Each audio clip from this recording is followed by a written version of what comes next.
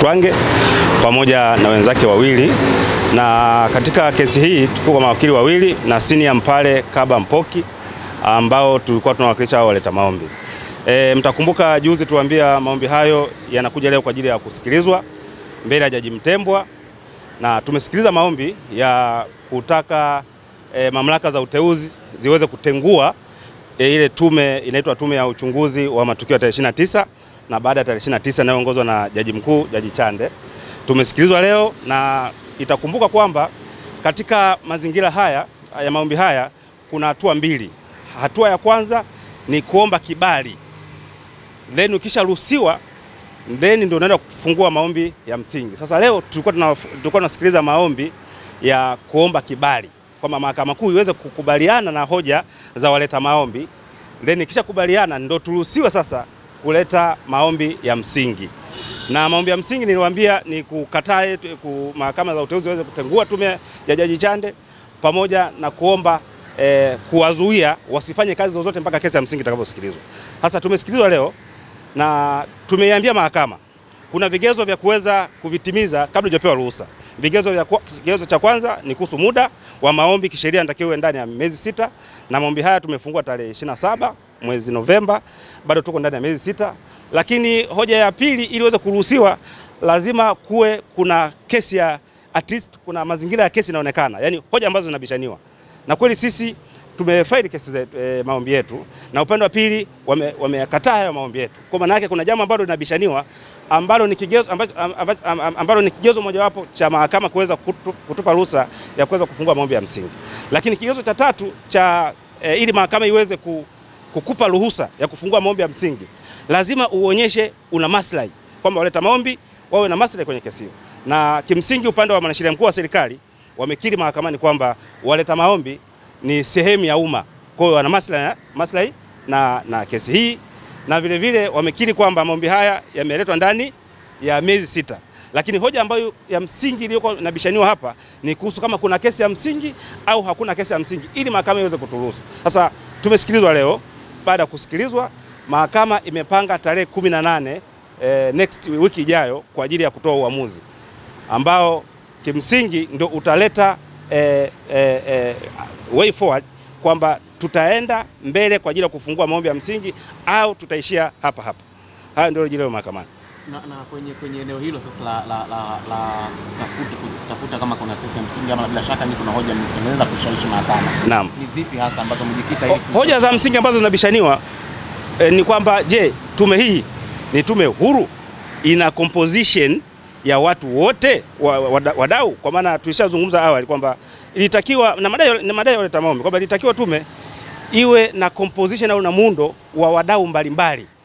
Moja wapo ni TLS, BAKWATA, TEC, taasisi nyingi tu za kidini ambazo sio za kidini. Ilitakiwa composition iwe inaundwa na wao wote. Lakini vile vile lalamiko ni kwamba waliounda hiyo tume au members wa hiyo tume ni wastaafu, watumishi wa umma ambao ni wastaafu.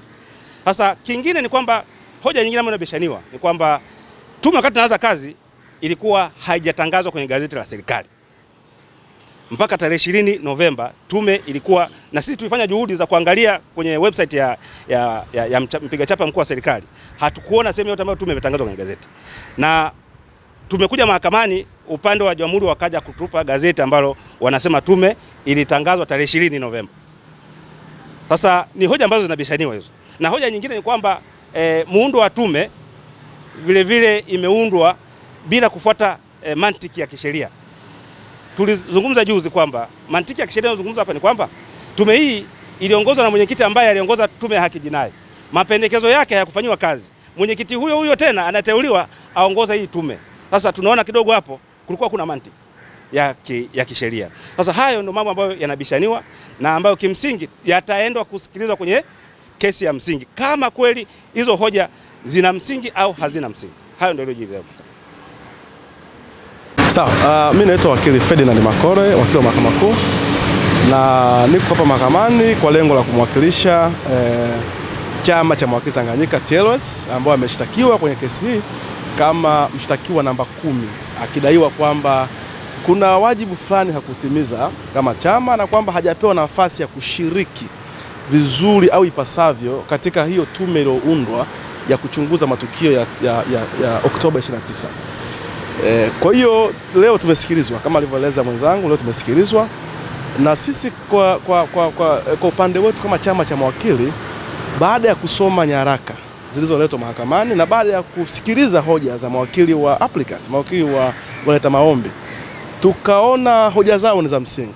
Hoja zao ni za msingi na tumeziunga mkono kuanzia kwenye viapo kinzani pamoja na submission au mawasilisho ndani ya mahakama. Na katika hatua hii ya awali kabisa ya kuomba ruhusa, mahakama haina sababu ya kwenda kwenye kutafuta vitu vingi sana. Mahakama kwa hatua hii ni kuangalia nyaraka zilizowasilishwa, kama zina ubishani. Kama zina ubishani, mahakama inatoa ruhusa ya kuwaruhusu waleta maombi kufungua sasa kesi yao ya judicial review. Kwa hiyo hatua hiyo ndio leo tumesikilizwa, na sisi tumeona kwamba kwa nyaraka zilizopo, nyaraka za mleta maombi na nyaraka za wajibu maombi, tumeona kabisa kwamba hoja za mabishano zilikuwepo na zile pekee zinaweza kutosha kuruhusu mahakama kutoa ruhusa ya waleta maombi kufungua hiyo judicial review. Kwa hiyo kwa upande wa chama cha mawakili Tanganyika, sisi hatujawa na mapingamizi yoyote ya kisheria dhidi ya maombi haya. Kwa hiyo na sisi tunaona kwamba nafasi ya chama cha mawakili haikuoneshwa au haikushirikishwa ipasavyo katika uundwaji wa hiyo tume inayoitwa tume ya kuchunguza madhila ya Oktoba 29. Asante.